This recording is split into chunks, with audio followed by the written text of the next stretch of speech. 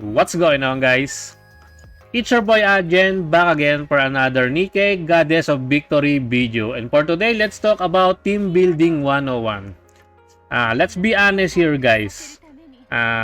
Some players are stuck in a certain stage, or some players cannot clear a stage mainly because their team building sucks. Yes. Some players just want to level up their favorite waifus and then put all of their favorite waifus on the same team.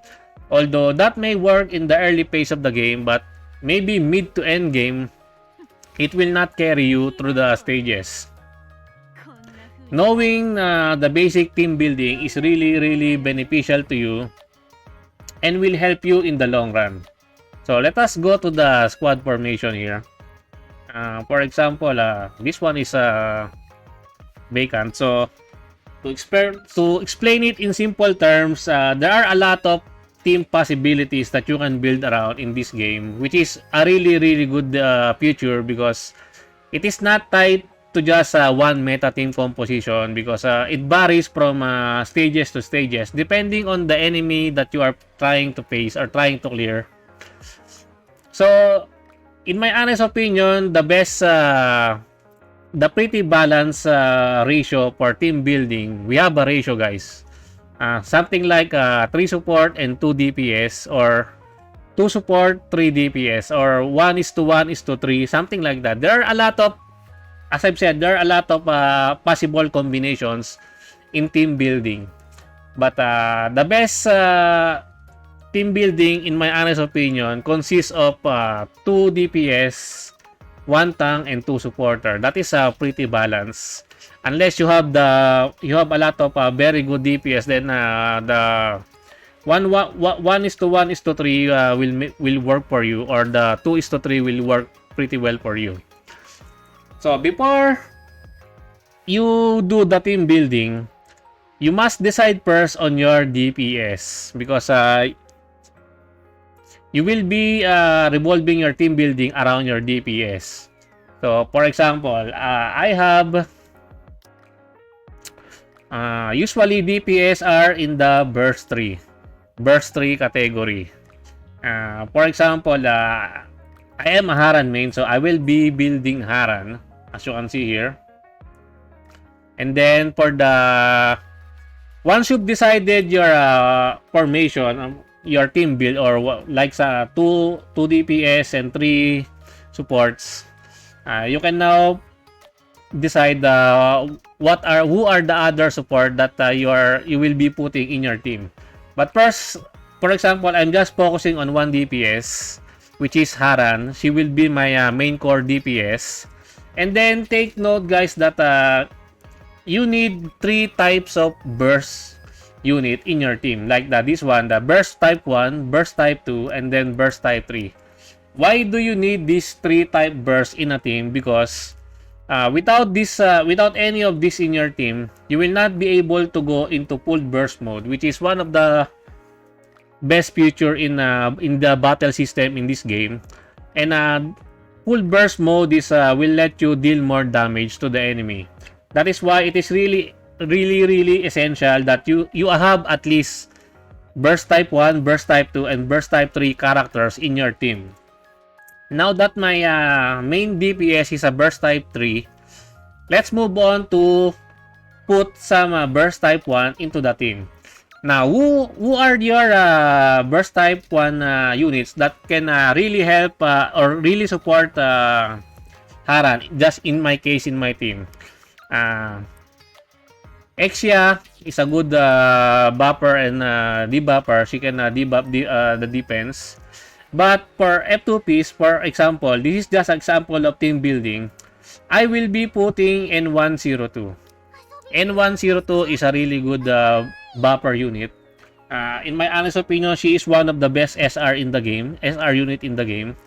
So if you have her, it's not a bad idea to raise her. She's pretty good. Now that I have burst type 3 and burst type 1 in my lineup, now I need to fill in the burst type 2. This one. I only have very few units because I've only done one multi-summon during the reroll process. So I have not summoned yet after I rerolled my account. So here are my available options for Burst Type 2. Usually also the Burst Type 2 are supporters or tanks or buffers or debuffers. In my case, I will be putting Diesel here because Diesel is a pretty good decent. She is a pretty decent tank for F2P players or for players who are just starting out.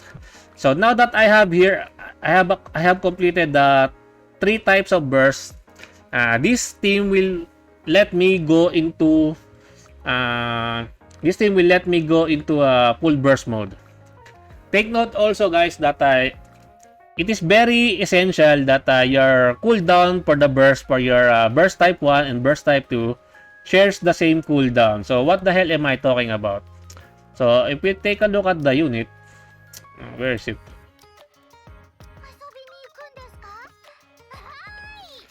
If you will take a look at this one, in their skill, if you take a look at the skill, the burst skill has a cooldown. As you can see here, 20-second cooldown. To achieve more full burst mode, you should align the cooldown of your burst type 2 and burst type 1 with each other. They should. It's better to have them at the same cooldown. Usually, they share the same cooldown most of the time, but there might be some cases that they do not share the same cooldown. So be wary of that one. Type advantage does not really matter. It matters very slightly only because type advantage only lets you have a 10% damage increase if you have the type advantage. So I believe in team building, it's pretty negligible because it's really not that much, which is good because you're not tied to building a monotype team. But if you really want to squeeze out that extra 10% damage, then you might want to consider building a mono team for that one. But that is end game team builds. For now, since the game is already only at day 2, having the core beginner friendly team build is really helpful. And you can just build the mono team in the end game. And in this video, I'm just sharing with you guys that that is the main thing to know about the team builds.